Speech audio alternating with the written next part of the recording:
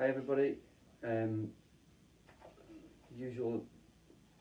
Sorry for being a little bit late to get started today, and hopefully, while I'm just doing this little introductory waffle, one or two people will start logging in.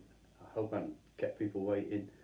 I just want to say thanks to everyone who has watched the previous half a dozen, 5 or 6 episodes that I've been putting together over the last few weeks, whilst everybody's enduring this quite frustrating break from coaching. I've had a really good response during the second part of the week to people sending in questions, so it kind of went from not knowing whether I was going to have anybody to talk to this week to potentially, depending on how long I waffle through each question, some of the questions I might need to hold over to another one, or perhaps put an extra one in towards the weekend. So I did get a couple of questions come in last night, but so previous experience of doing these over the last few weeks, once I've filled up sort of 2 pages in my book, that's generally going to be around about an hour's worth of discussion, and I think an hour's long enough for anybody to have to listen to me talk about football. As I've mentioned before, it's really only my take on your questions. I'm not saying that what I'm going to tell you now or what I'm going to discuss is gospel, that it's what everybody should be doing or should adhere to. It's just my thoughts around the subject based on a fair bit of experience now of being involved in the game, first as a player and then as a coach. So we'll look at some different scenarios. There is some tactical stuff that's been asked today. We'll also look at just sort of some discussion type stuff around player and coach development. Every now and again I'm going to do this and come up to the screen so that I can see if people are asking me anything new, or so you just have to get used to my big ugly face coming and doing this every now and again. So thanks for tuning in, and we'll crack on with the questions. So some questions came flying in straight after last week's discussion, and the first one, so some people have asked multi-part questions, which is absolutely fine. I don't have an issue with that. I'll try and get through everybody's bits and pieces as we go. So Dick Beard asked on Twitter, how do you go about breaking a low block? It's a difficult one because I'm not a coach who believes in playing with a low block deliberately, but there will be times within the game when you are forced to defend your own 18-yard line. And there's a couple of different ways that you can look at breaking a low block. There's no point showing you on here what I'm talking about, other than if we were discussing a low block, then essentially the Blues would probably be defending in that kind of formation from a 4-3-3. They would probably defend with 9 players behind the ball, plus a goalkeeper, leave one up to try and clear the ball to. So in terms of breaking that down, obviously the deeper the Blues go, the more that invites the Reds to push on. I'll sneak down the side of the table here. So if we're playing with a narrow 4-3-3, I've got it set up as a 3-4-3 for a different question. It allows your fullbacks to get on here really high and play high. Your strikers in there looking back this way for the ball, using my little shaper magnets, and your midfield players to get up into these kind of positions. So breaking down this 9 or 10 man block behind the ball is really difficult. It does rely on sorry, just checking this again. It does rely on either great individual players, so your Messis, your Mbappes, your Maradonas would never even worry about the opposition defending with a low block. They would just have a go at it and dribble. Another way, which I touched on last weekend's little broadcast, is if you've got a low block set up behind the ball, shape these towards there.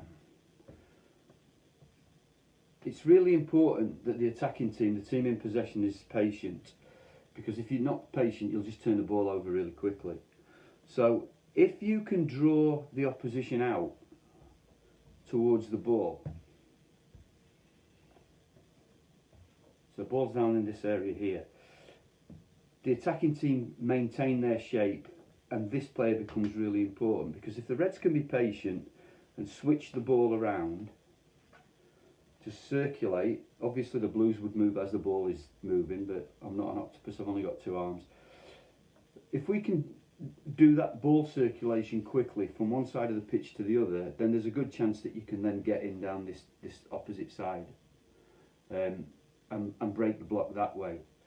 The other thing to look at, or the other thing that's important, if you like, in terms of can you break down a low block, would be in having players that are really good at passing between the lines and breaking lines in there, but probably more importantly, having these players who are not bothered about picking up the ball in tight areas. And I'll just kind of touch on something else a little bit while we're in it. So if I can feed the ball into the number 10 there, whoops, magnets repelling each other, he now has got to be prepared to take the ball under pressure in tight areas and then be able to play. So just a little, this has triggered this thought actually while I'm looking at this. When you play your rondos, so I've got a 4v1 here, look, 2 defenders, 2 midfield players, and the number 10 in the middle. When you play your rondos, which generally is all about this, keep the ball, keep the ball, keep the ball, keep the ball, keep the ball, gets a touch, boots it out. Instead of, when you do a rondo, having this player just need to get a touch or smash the ball out of the area and just defend like so. No, Adam, I haven't, not yet.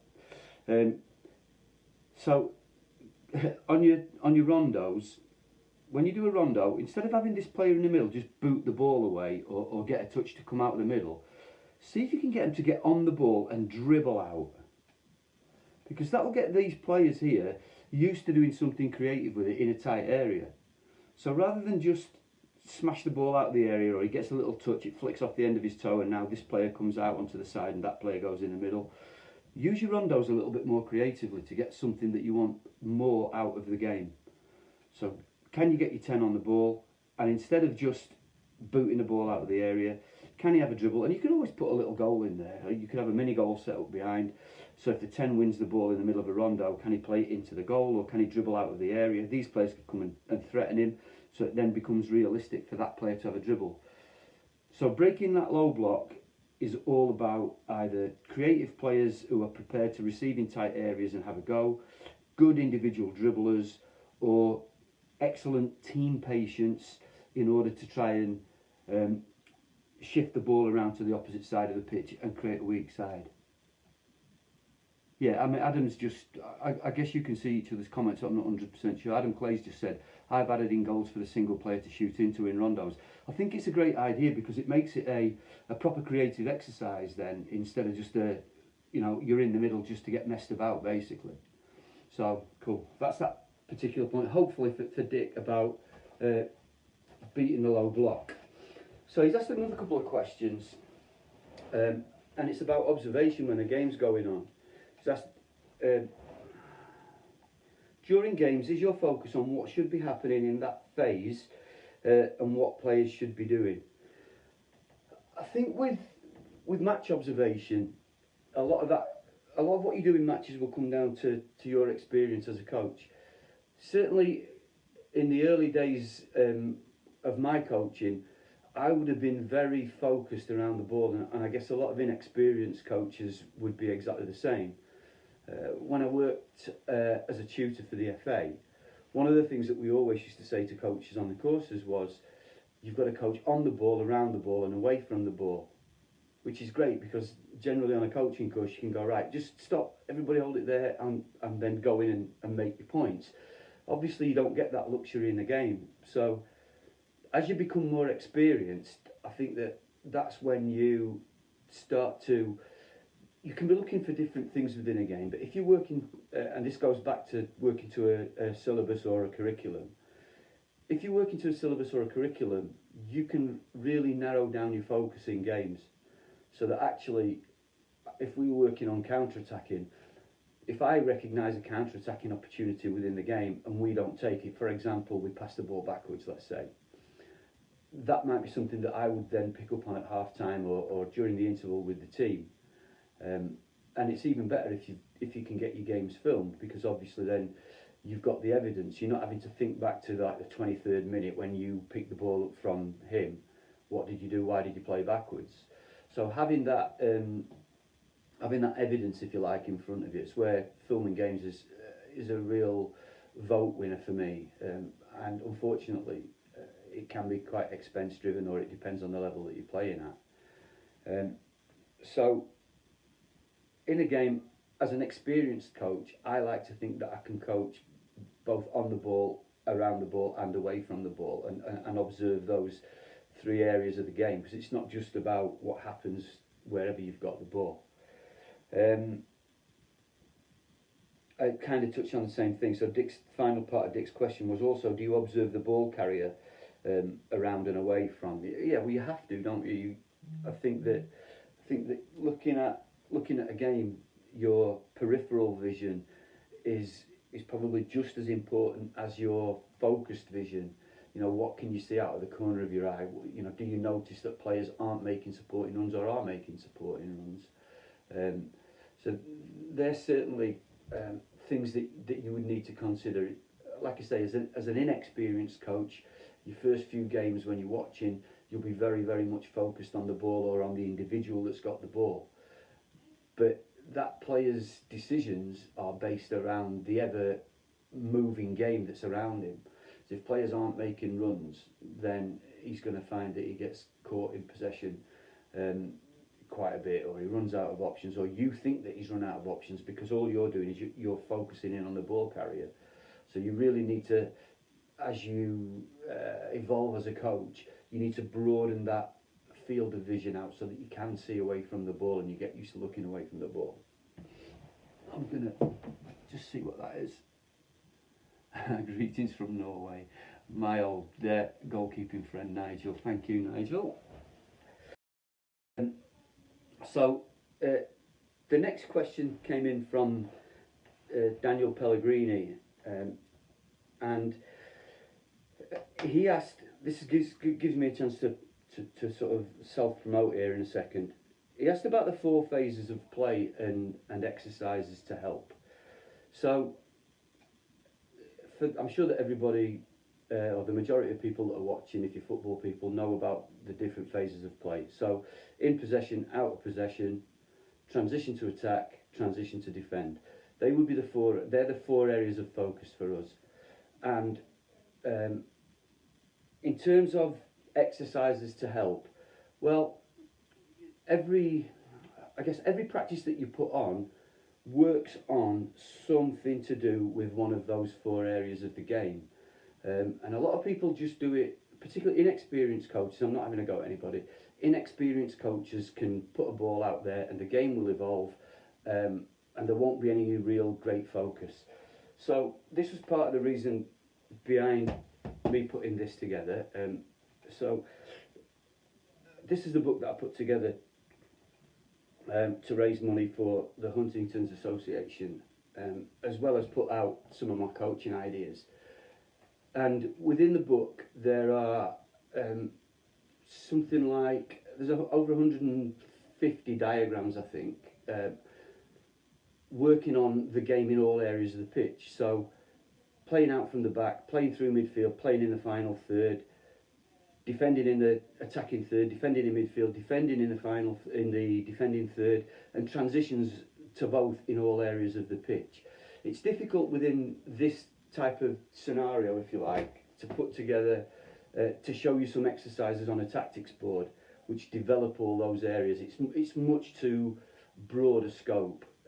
So I think that everybody who puts on a session, if you're an inexperienced coach, start to think about what you want from that session. What is it that you want to work on that particular week or for that particular block of work, depending on how many sessions a week you coach. For example, if you only coach once a week with your team, let's say you've got an hour on the local AstroTurf for an hour a week, it's going to be fairly difficult, not impossible, but fairly difficult to work to a curriculum. You're going to need to try and drill down a little bit. The other thing, and I touched on this on a previous broadcast, is we tend not to be reactive in our coaching, working within the academy. So we don't talk, for example, about, right, we got beat on Sunday, we kept conceding goals from crosses. We wouldn't work on defending crosses the following week unless that was on our syllabus. We would highlight that in our next training session, which we play on a Sunday, and then on a Monday night we have what we call a carousel session, where we split between some tactical work, some technical work, maybe some psychology and some gym work. And in the tactical phase, that's when we would look at the game. What did we do well in terms of what we were working on? What didn't we do so well? But we would rarely then spend the next 2 or 3 training sessions worrying about that, because we work to a syllabus. So that's just one way of incorporating that into your training. So I hope, and it's probably not the best answer for Daniel, because he wanted to see some examples of exercises. I did, after I did the previous one, I put one of my session plans to do with transitions. We talked about transitions quite a lot. So if you look back at some of the previous broadcasts, there is a session plan on there, and if somebody wants to see a particular session plan on a particular topic, just drop a message onto the comments thing there that you can see at the bottom, and I'll pick up on that after the broadcast and try and post something if I've got it. Just coming to see what that question is at the bottom there. Yeah, I agree with what Liam's put there, and hopefully you can see that. If you react to what's happened the previous week, you're forever chasing the game and your players will get lost. I think it does help to have a clear focus moving forward, so thank you for that. The next question came in from Mario Jovic. How do you get the best collectively and individually out of your players, whether that's formation or your coaching principles? And hopefully I've summarised his question there. I think that the best way to get the maximum output from your players is to make them feel valued. And I've said this in previous broadcasts. We're not there, you're there for you because you enjoy coaching. But primarily, if it weren't for players, you wouldn't be there at all. So we've got to understand what players want to get out of what we're doing in terms of training sessions, in terms of games. Yes, they all want to win because that's part of it, and you should never sacrifice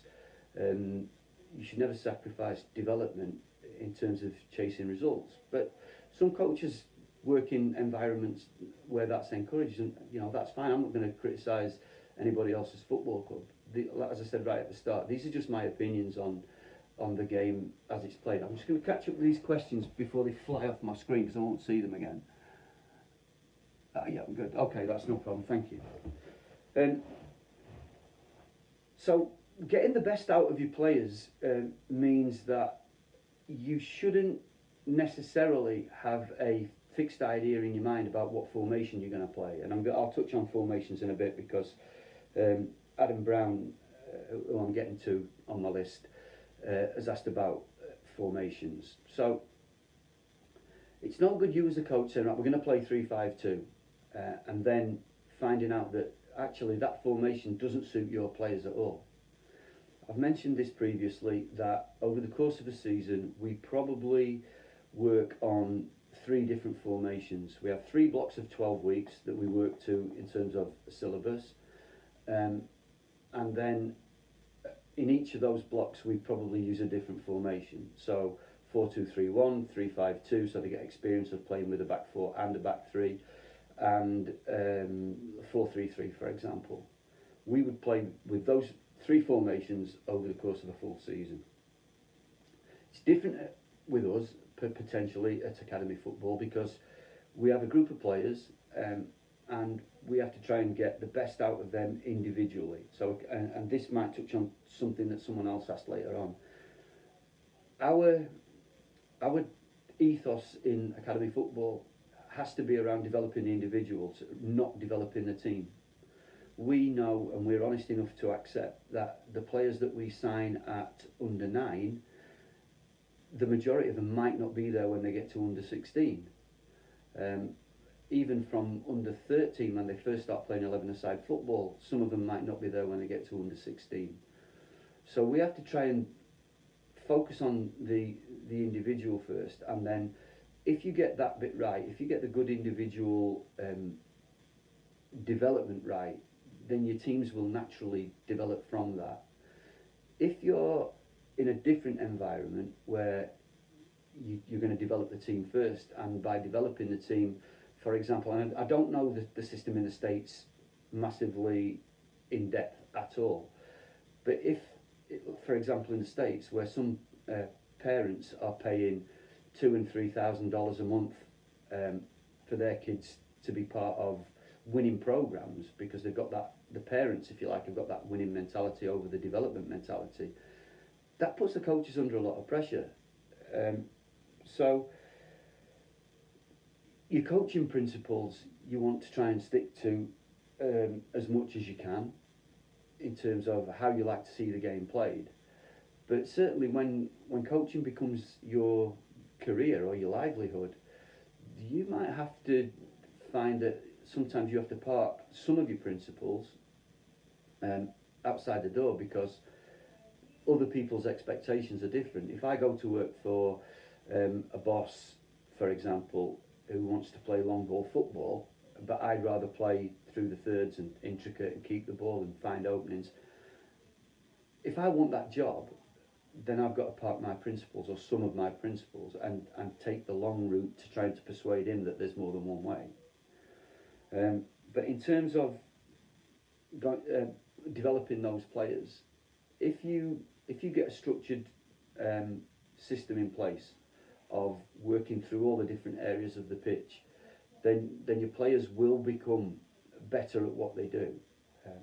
And you do really need to get to know them and to get to know why they're there. If they're there because they just enjoy playing football, that's great, because whatever you do for them is a bonus. If they're there because they want to win, then that's great, because you want to develop that kind of mentality. But at the same time, you have to try and make sure that there's a bit of learning going on for them.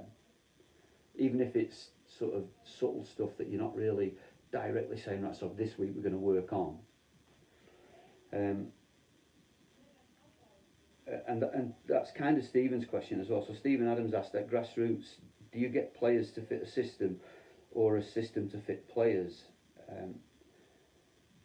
Again, I think that depends on how you recruit. I know that academies get a lot of stick for releasing players, but actually on the groups that I sort of subscribe to on Facebook, Coach to Share, Canadian Soccer, Coaches Network, a couple of others, I see grassroots teams advertising for players all the time. So what did you do with your last ones? Did they leave because they wanted to?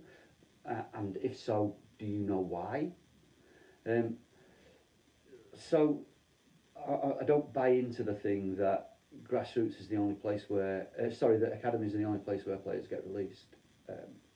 So your system has to fit your players. It's no point trying to play with wing backs if the 2 players that you play in the wing back positions can't get up and down the pitch, because that's probably the hardest position to play in modern football.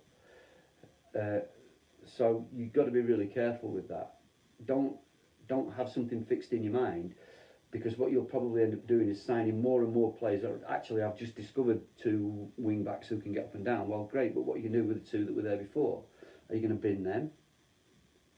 So, have a degree of flexibility, but learn how to play lots and lots of different systems. I'm just going to come and check that question. How did you manage the players who didn't share the match on a Saturday the next training? So Hanny Sport AC, that doesn't happen with us because our players get equal game time, and that's every player who plays in an academy team is guaranteed at least 50% of the game time. So them turning up to training on a Monday because they didn't play 80 minutes isn't generally an issue. That's not why they're there. If you're in academy football in this country, turning up's not really an option. If you're not going to turn up because you're sulking about what happened on a Saturday or a Sunday, you ain't going to stay in the academy for very long. I'll just pick up that other question that's just come up there. Right, I'll get that now. I'll pick that question up now, so before it disappears. So Colin Reid has asked, how much time do you spend on shape and pattern, say at under 15 or 16 age groups, as a percentage of your sessions? So our longest session of the week that we do is 2 hours. We would probably spend maybe 50% of the session working on that in some way, shape or form. Because we work to a syllabus, even things like passing drills, rondos, small-sided games without goalkeepers because the goalkeepers are off doing their specialist stuff, would all be based around the formation that we're playing at that time. So every training session that we do has to bear in mind, for example, that we're playing 4-2-3-1 during that period. So it would be no good, for example, having a back four and a midfield three just because I've got 3 midfield players at the session in any sort of practice, when I know that on a Sunday I'm going to play with 2 holding midfield players. So it forms having that formation in mind that we're playing forms quite a big percentage of what we then do. And when we go into the small-sided game at the end, if we work with even numbers, we would try and match up around the shape that we're going to be playing at the weekend. Hopefully that picks up Cole's question. Liam Hickey has asked a question, and again it's nothing to do with this now. How to coach effectively when the ability difference is huge? Now, again, I'm quite fortunate in that isn't the situation that we as academy coaches encounter too much. If they're in an academy, they're generally of a really high standard, a good standard, and not a massive disparity between the best player and the weakest player. I think that what you've got to try and do, if you can't stream them, and Liam did mention that he was unable to stream, what you've got to try and do is you've got to try and find a happy medium where your better players will still be challenged potentially by putting some constraints on the game, as long as it doesn't inhibit the players too much. But it shouldn't be unachievable for your weaker players, or you change the constraints for them. For example, limiting touches. For example, if you're going to limit the touches to try and make your best players be a little bit sharper, a little bit quicker, lay the ball off, get support around the ball, your weaker players you might not do that with. So it is difficult. I accept that in principle, but for me, some of you guys probably have better answers than that. And if you see someone ask a question, or I ask a question and I don't give you a great answer, but you think you know, you think you can help, fire it on there, because the whole reason behind me starting this was to just try and help coaches and kill a bit of time in my own long days. So everybody that's on here, feel free to contribute if you see someone asking something, and there's far more experienced coaches than me, so don't be afraid to chuck something out there.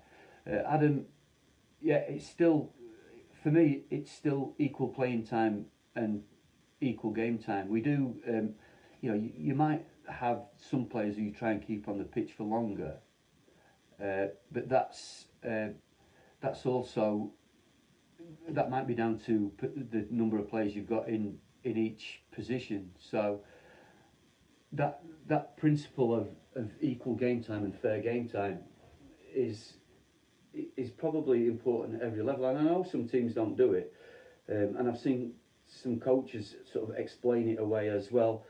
You know, little Johnny doesn't make training on a Tuesday night, he can only get there on a Thursday. Well, 9 times out of 10, that's not little Johnny's fault. So why are you punishing him because his dad's driving his sister to ballet on that night, for example? You have to look deeper into things, and again, it's getting that relationship with your players.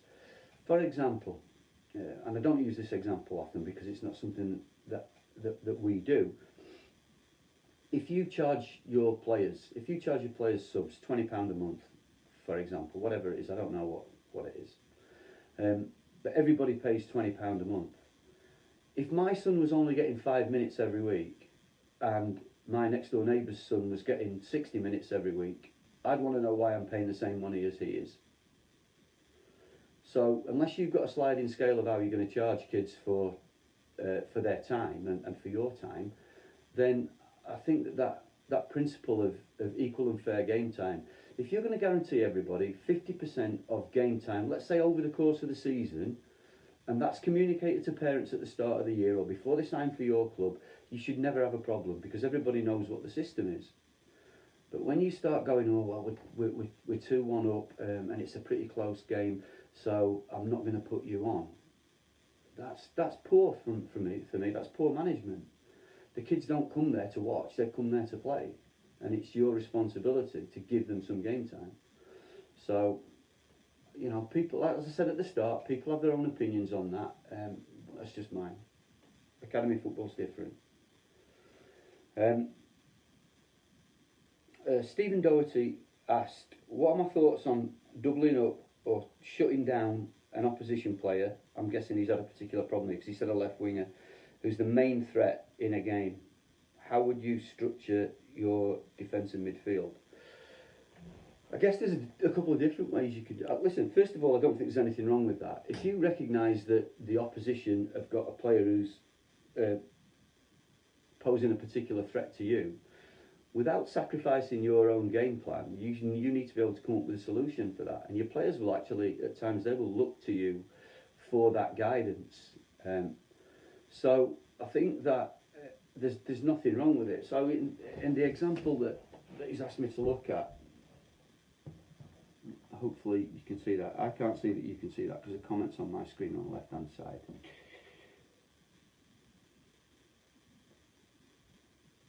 Good. Yeah, I'm just looking at some of the comments, that's fine.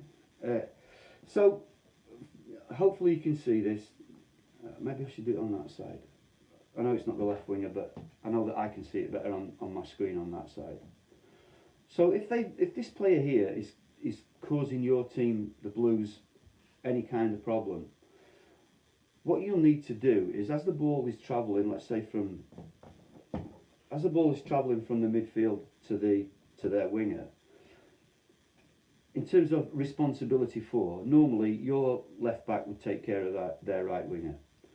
But if he's getting done every time, so the ball goes out there, you get this little confrontation here, the winger goes past him every time. What you need to be able to do is try and get numerical superiority. So you need an extra player over there. I don't think you can see it better on the other side. Right, well, hopefully you can see enough of it. So, rather than have that as a 1v1 confrontation every time their danger man gets the ball, you need to try and make that a 2v1. So, rather than pull your centre-backs out, so the ball's gone from their midfield into here, rather than pull one of your centre-backs out to double up, keep your centre-backs in the middle, make one of your other midfield players, your left-sided midfield player, drop into that kind of position there. So we're now doubling up on it. In terms of, there's always been a lot of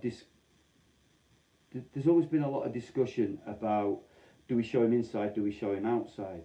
Well, if they're playing with somebody on the right wing who's a strong left footer, you know that he's going to want to come and cut inside onto his strong foot. So then where you put your coverage would be inside the fullback. If he's good at getting down the side and putting in decent crosses, well, again, it's just my opinion, but your goalkeeper's got that added advantage of being able to jump and use his hands so they can deal with crosses, and that's why I'd like to keep the centre backs in the middle. So if you do need to double up in a game, that's fine, because as soon as this player gets rid of the ball, you don't need to worry about doubling up anymore. You can just go back to sort of 1v1 coverage. The ball goes there again, his direct opponent goes and marks and closes down, and the midfield player goes over again and doubles up. Never on the same line, because one touch beats both. Sort of one up and one slightly off. So again, as a tactic, I'm just trying to say, it was Stephen Doherty. So as a tactic, a defensive tactic, I don't see anything wrong with it. You've got to be able to cope with the changing scenarios within the game. So the next question, here he is now. I'll stay down here. Adam Brown has asked me to look at the 3-4-3, and this was a formation that we used quite a bit last year. Every formation is only as good as the players that are in it, and only as good as the way that you use it. So there's some obvious advantages and disadvantages. It also, whatever you play, can make that flat. Whatever you play needs to bear in mind whatever the opposition play. So, the Blues are here in a 4-3-3. The Reds have got a 3-4-3. There's an obvious problem or potential dilemma straight away in that when the Blues have got the ball and they're attacking,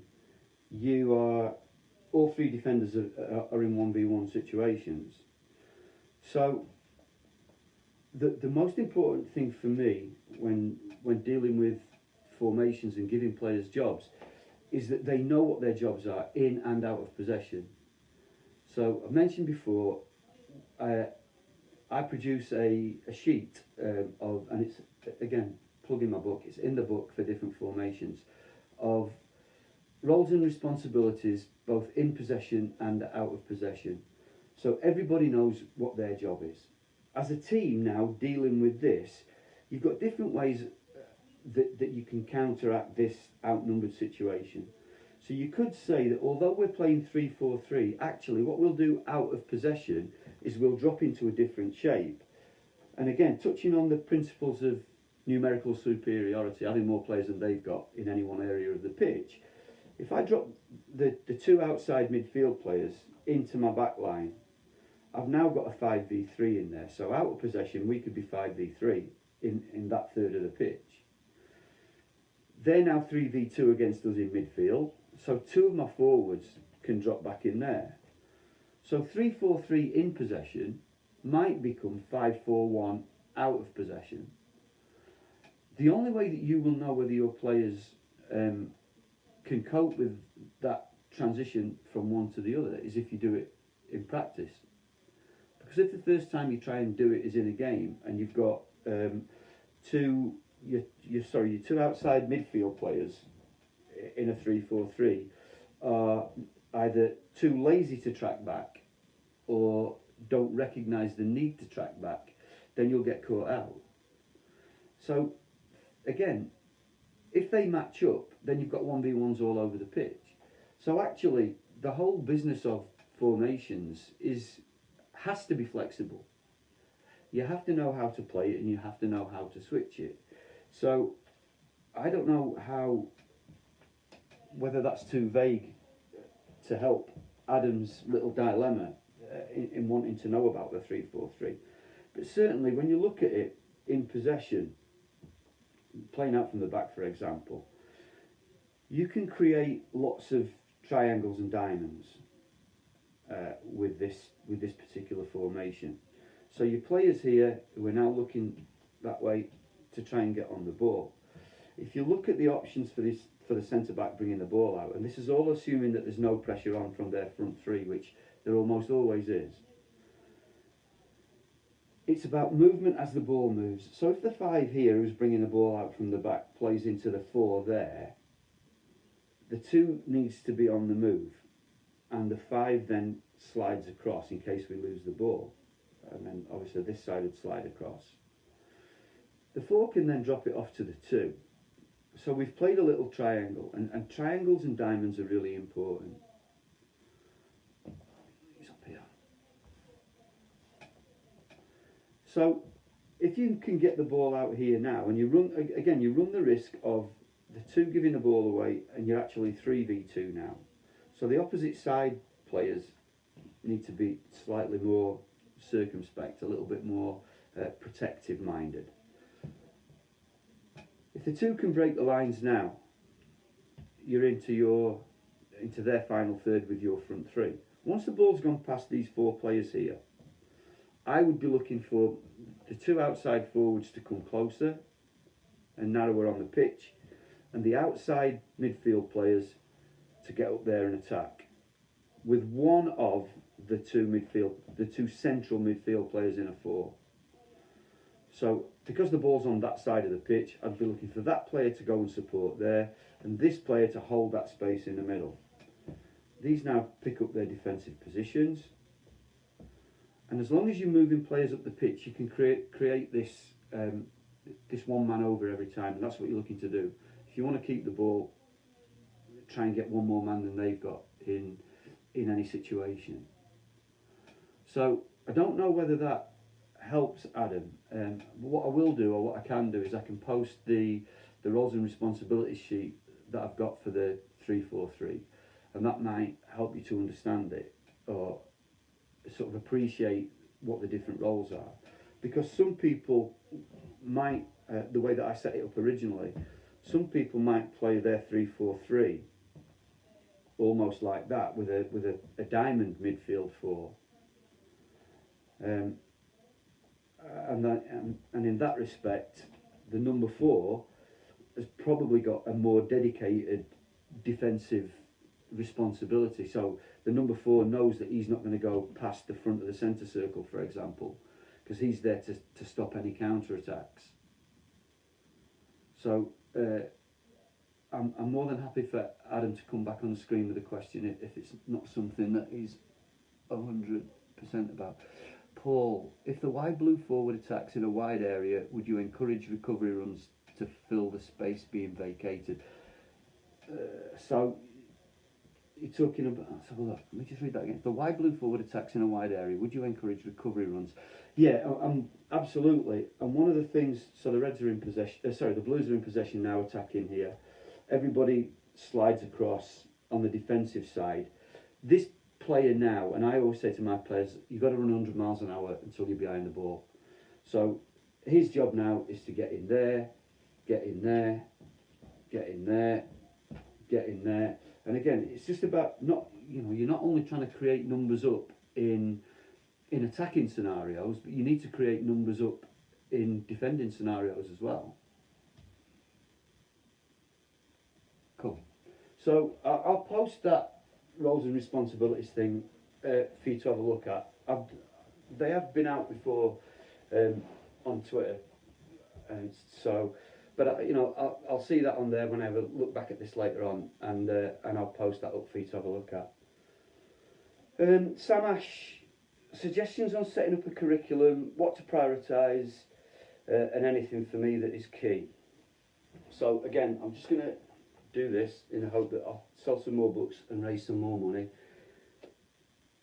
The book shows you what you need to put into, or what I believe that you need to put into a curriculum, in terms of playing in all 3 areas of the pitch and all 4 phases of the game. So you're not only working on playing out from the back, but against that you've got pressing from the front, defending and attacking in midfield. The one thing for me, if I only had 1 training session a week, the one thing that I would always try and include is transition work, because the ball turns over so much in football, particularly at lower levels. We always complain about such and such as giving the ball away, or we talk about pass retention and retaining the ball. There's a lot of turnovers in football, so having that transition mentality when we lose the ball, to get into either go and press, so the counter pressing thing that comes from Klopp, for example, and others. I'm not claiming that anybody's invented it. To get in some structure behind the ball when we give it away. Likewise, when we recover the ball and we want to counter attack, getting those instinctive first thing to do is retain the ball. Second thing to do, can we play or go forward? And embedding those principles. So if I only had one session a week, I would always try and include some sort of transition. 100%. That would be the one thing that I would want to focus on.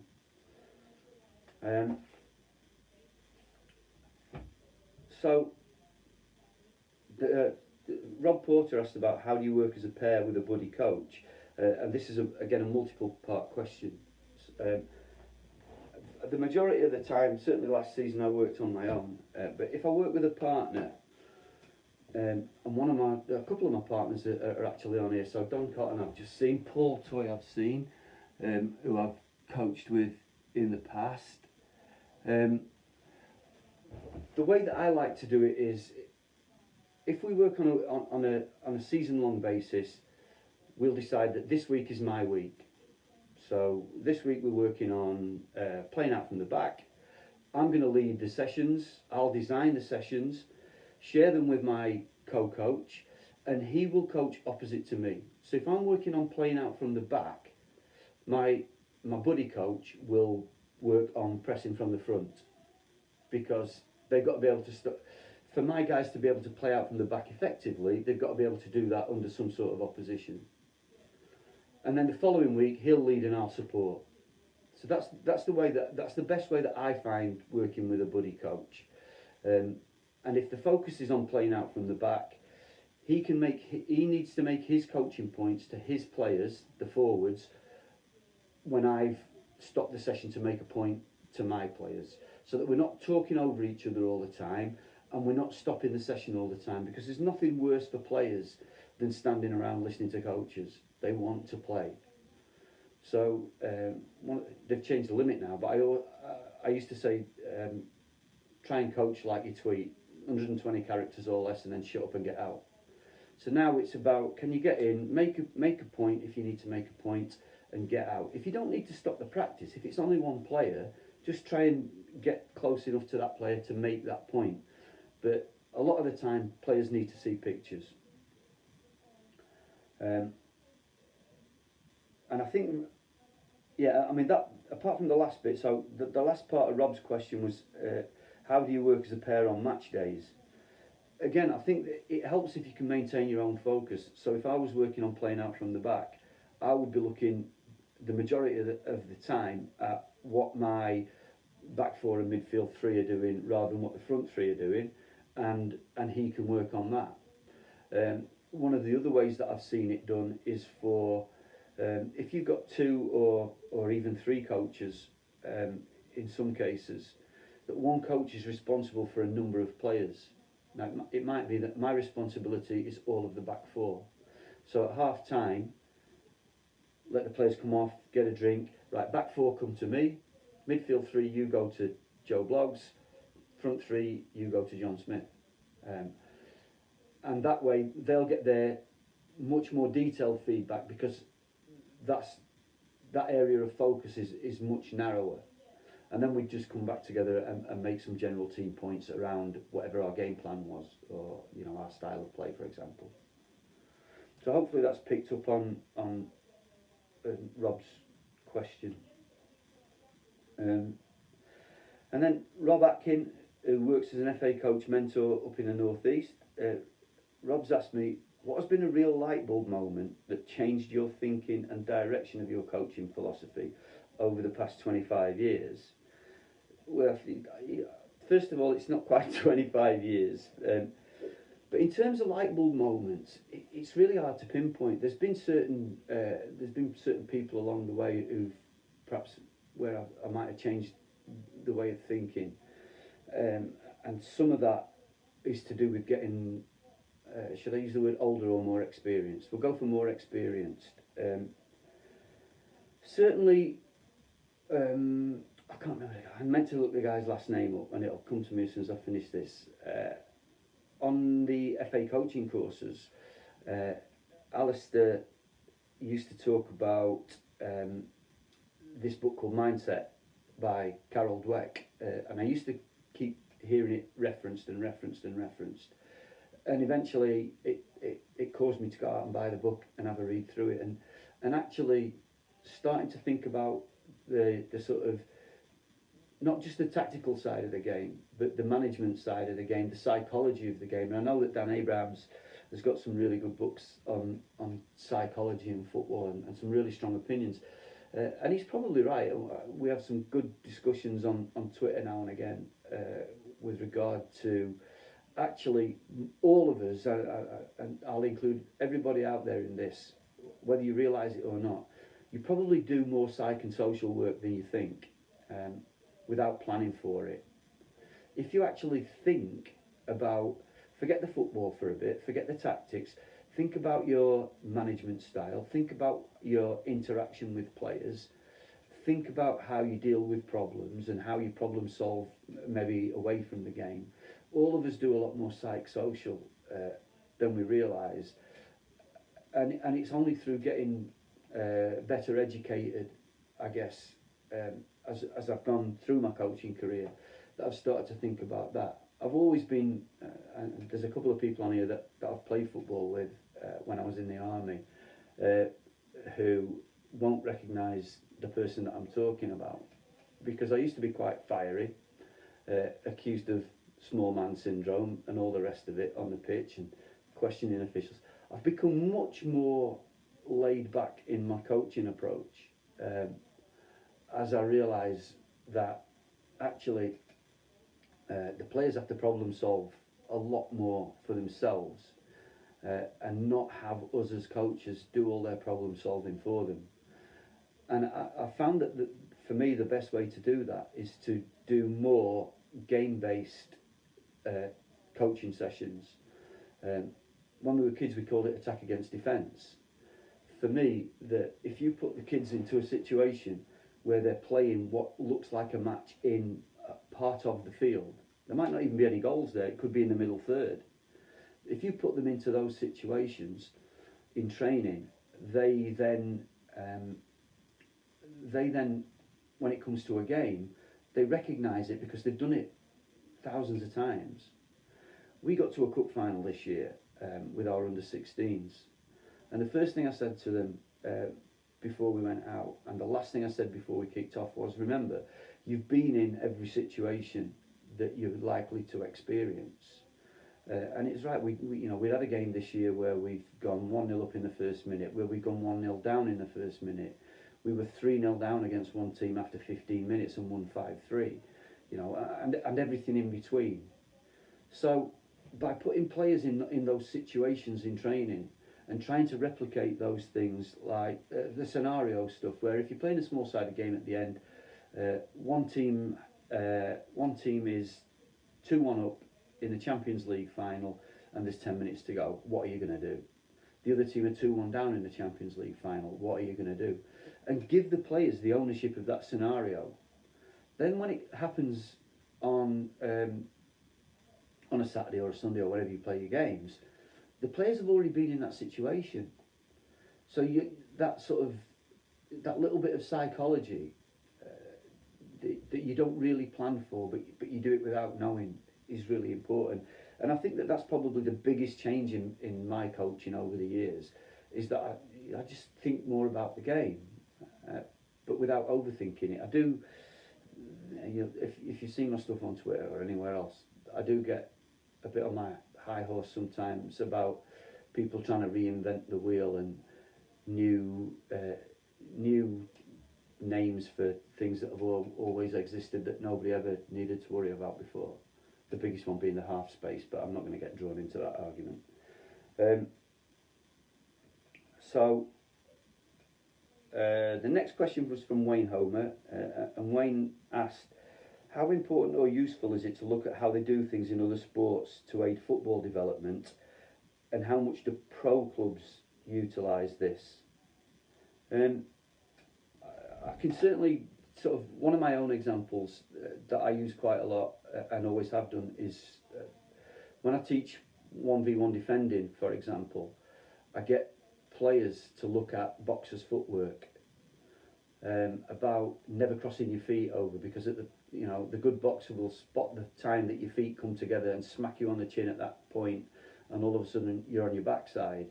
Well, if you defend like that, for example, against somebody who's good with a ball at their feet, and you get your feet crossed over, or you get your feet together or squared up, he's inevitably going to beat you, probably 99% of the time. So I certainly use examples from different sports. I think that those that are watching the Michael Jordan thing on Netflix at the moment, will almost certainly go away from that with some lessons in grit, determination, resilience, management, leadership. There's so much in there that it's unreal. So there's definitely stuff that you can take from other sports. I'm sure that people can think of other examples. I know dribbling a basketball, for example, I would tend to be quite natural on one side of my body and really awkward on the other side of the body. So that you've got that old weak foot, strong foot, weak foot argument. And how can you get better at that? Practice is the answer. But there's very few people who are 100% genuinely naturally two-footed. There will always be, for me, a dominant side. Let me just see what I'm seeing. Nothing there at the minute. Okay, so I'm getting right. So Chris asked me how to play against the 3-5-2. I did my first session that I did on this, Chris, was where I was laid on the floor in this room and all cramped up with the tactics, but I spent quite a lot of time doing the 3-5-2. I did a whole hour on playing with the 3-5-2. So if you want to scroll back either down my timeline or the Coach to Share timeline, you can have a look at that, and hopefully that'll provide some answers. I don't really want to go over that again now, but I didn't want to ignore the question. Dean Reed, do you think academy players should be allowed to play district football over non-academy players? I personally, we at our club allow our academy players to play district football. I don't think that they should be penalised from representing their town or county just because they're part of an academy. I think that it's important. It takes them out of their regular environment. It allows them to experience other coaches. It allows them to experience other players, and there's more of an element of competition to it, i.e. winning and losing, rather than academy football, which is, yes, we've talked about winning and losing before, but we don't collate the results in academy football, and there's not many games over the course of the season that you could genuinely class as being competitive in that sense, either because they're in a league or a tournament or a cup competition. We do have some, so I don't think that they should be penalised for being good footballers by not being allowed to represent their county or their school's football association. So that's my take on it. I know that some academies, some pro clubs don't allow their players to play schools football, for example. Ayman Salia asked, what is the best formation for 13 to 5-year-olds? And again, that comes back to what are your players? What do your players, what template do your players fit, or what template can you fit to your players? There is no best formation. In an ideal world, you need to teach them a number of formations and possibly the ability to switch formations in a game, depending on the scenario. So we talked earlier on about the 3-4-3 becoming a 5-4-1 out of possession. And if the players understand the reasons for that, they'll get it into their heads that, oh, we've lost the ball, this is where I need to go. So I don't think that there is a best formation. I think that you have to make sure that if you're going to pick a formation, it has to suit your players, not the other way around, because once you've recruited, you've recruited. So let's have a quick look at that. Uh, yes, Michael, I have. I can sort that out as well. It's not a problem. Or you could buy my book. Third time today I've mentioned it. I won't mention it again. So Tim Brown, in-game rondos within a 4-4-2, and what impact the system of play might have on the prevalence and usage of specific ones. Right. So I guess the little thing that I spoke about earlier on, I'll come down there and show you. So the little thing I spoke about earlier on in terms of a rondo, for example, where we've got, this is your typical rondo. The one that I really hate is 20 players around the outside and 2 in the middle. But the rondo where the 4 blue players here, I'll move it into the middle of the table for you. The 4 blue players here are keeping the ball away from the red player, and he gets a touch and they swap over. Well, that's fine, you know, depending on what you're using it for. Are you using it as part of a warm-up? Are you using it as part of a fitness session? It's up to you. But as I've already shown you, by giving this player in the middle a very specific thing to do next, like can you dribble out of the box, is much more functional in terms of how it relates to the game.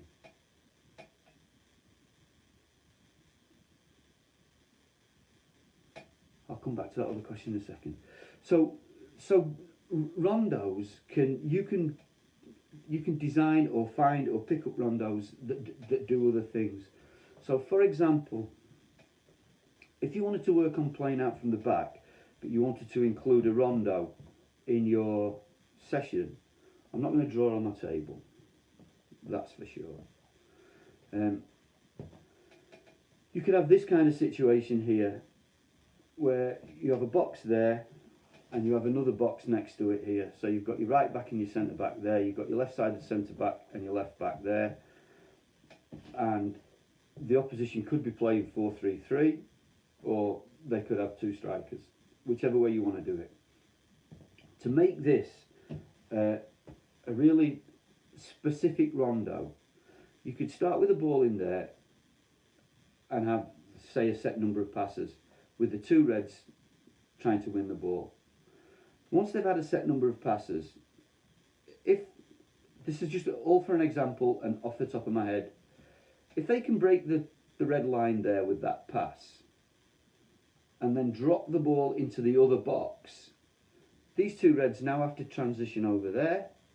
The 4-3-3 becomes a 4-3-3 still on the other side of the pitch, so the 3 blues would shuffle across, the 2 reds would go across to try and defend, and if you like, these 2 players are resting because their box is here. And then we have the same thing. So what you've got is possession amongst your back 4, you've got movement and possession from your midfield 3 in terms of trying to create little pockets to get onto passes.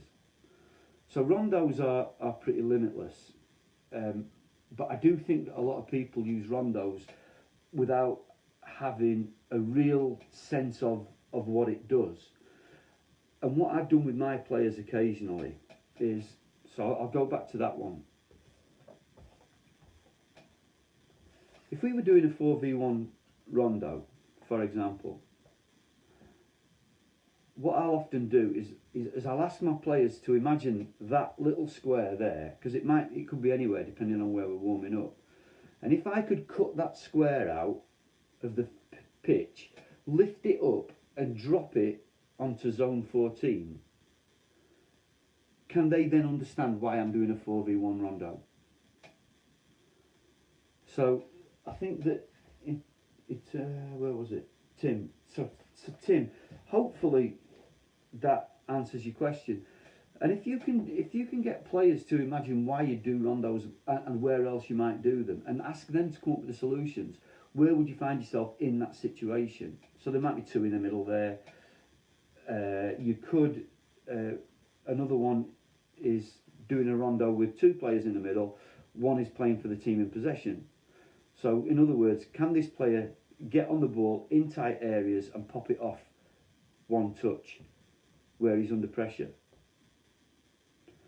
and get your players to appreciate why you're doing it and where you're doing it. What shape would I encourage the back four to be in whilst in possession in the final third? So, let me just pick up on that quite quickly. All I would say, for me it rarely happens because we ask our fullbacks to push on quite a lot. This is Sam. If we were attacking and I've left four back, it really depends on how many players the opposition leave up. But right back, centre back, left back, fairly narrow, so that if the Blues come out on this side of the pitch, we can all shuffle across. But like I say, inevitably when we play, our fullbacks are high, so at least one of the fullbacks would be up. One of the midfield players would be sat helping to protect. So if my right back's gone bombing on and I've only got three at the back, for example, the fourth defender is the holding midfield player. And as they break out this side, he becomes the first one to get across. Or if he's quicker or closer, he'll go across there, and he'll drop into there. So hopefully that picks up on that little question there. So got a couple more that I'll try and get through. This is a good one from Andy Middleton on goalkeepers. I think his question was, would I prefer a goalkeeper that can play out from the back or a goalkeeper that is a goalkeeper in the sense of basics, over footwork and distribution? Again, really, it's almost a philosophical question, because you look at Man City, for example. When Pep came in, one of the first things he did was get rid of Joe Hart because he didn't think he was good enough at distributing the ball. He didn't say that he wasn't a good shot stopper or anything like that. And then Liverpool did the same when they got rid of Karius. The facts are simple, and I've mentioned them quite a bit over the last few weeks. The goalkeeper plays with their feet 7 times more these days than they used to, because of the back pass rule change and various other rule changes within the game. Yes, they need to be able to distribute the ball effectively, but for me, goalkeepers have got to be able to keep the ball out of the net. You know, it's like Ron Seal, it should do what it says on the tin.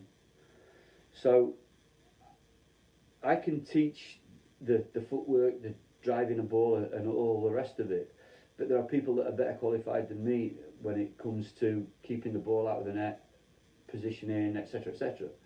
So I would prefer to be able to improve a goalkeeper's footwork than have to work on his keeping the ball out of the net, because I think that's kind of instinctive. It's why goalkeepers end up in goal, because they're good at doing that. So that's what I'd look at, Andy. Obviously, you can't ignore the distribution side of it, because they do play with their feet so much. I'm just going to check that other question there. What's the best formation to be used when you don't have a number 10? Play 4-3-3 and just play with 3 strikers. So this one came from, I'll take this as, what time is it? Oh God, yeah. I'll take this as my last question then, because I have actually already got some for next week, which came in last night.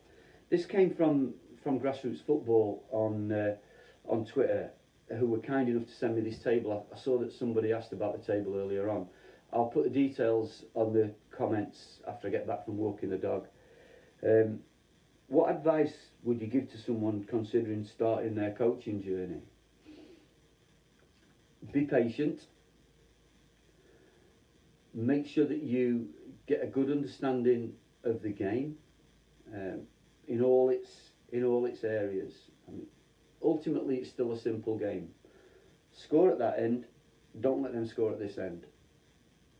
What goes on in between is largely down to your players rather than you as a coach. Yes, you can impact that and influence that in terms of how you train them. Do you put a curriculum together? Are you a reactive coach working on what we failed at last week, rather than actually having a logical sequence, a repeating logical sequence of coaching sessions and themes that you come back to. You don't have to reinvent the wheel. You don't have to. If you're going to coach 100 sessions a year, they don't have to be 100 different sessions.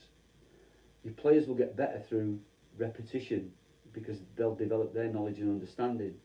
So in order for you to develop as a coach, try and get a coach mentor if you're inexperienced, somebody within your club who's got more experience than you, who's prepared to help and guide you on the way.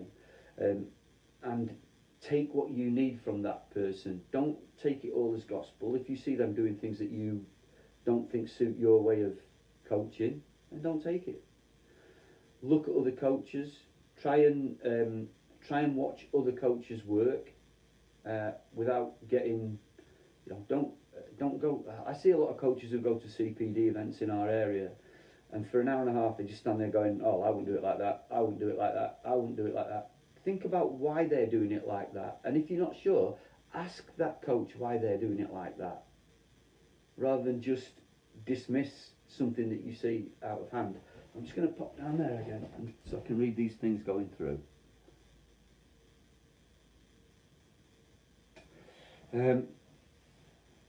So yeah, I think that as a coach, getting yourself on coaching courses, reading, using using whatever's available out there. You have to make best use of what is available out there and how it fits in with you. The stuff, some of the stuff that I do, for example, as a full-time coach working in a pro game with young players, isn't going to be suitable for you working with a team for 60 minutes a week and then a game on a weekend. You don't know my players. I certainly don't know your players. The one person who does know your players is you. So making it all fit together, I guess it's going to be a jigsaw puzzle, but as a coach, it's a jigsaw puzzle that you will never ever finish. And if you finish it, you've probably forced some pieces where they don't belong, because you're constantly evolving, whether it's reading a new book, whether it's looking at a new session. That's got a local coaches association in their area, to join it and support it and go and attend CPD events. I know that the FA have removed the CPD requirement now for level 1 coaches, possibly even level 2 coaches. It used to be that you had to do 3 hours a year, but they've removed that now. Don't worry about that. Just go and do it anyway. And if you can go and observe, if you're thinking about going on a level 2 or a UEFA B, ask your local FA when the courses start running again. Can you go and observe? Can you go and help out as a player within the sessions, which a lot of FAs need these days? Don't turn anything down, which is an opportunity to learn and to better yourself as a coach. I think that's it really as far as this week's questions go.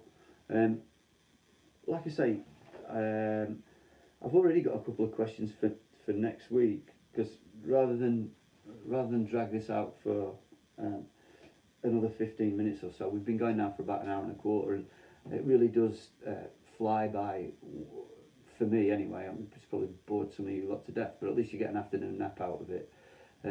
So I'm going to wrap that up now for this week. I'll carry on doing these for as long as I can, and as long as people are interested. There's over 3,000 views from